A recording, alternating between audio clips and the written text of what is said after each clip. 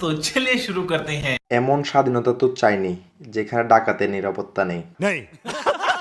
এই কেমন স্বাধীন দেশ যেখানে ডাকাতি করেও শান্তি নেই। बुरा लगता है भाई, आप लोग भी जानते हो। এই দেশে ডাকাতদের কোনো নিরাপত্তা নাই। এমন স্বাধীন দেশকে আমরা চেয়েছিলাম। পোলাপান পারেও খুব, ডাকাতি করেও শান্তি নাই। তার গায়ে টি শার্টটাকে অপমান করা হয়েছে।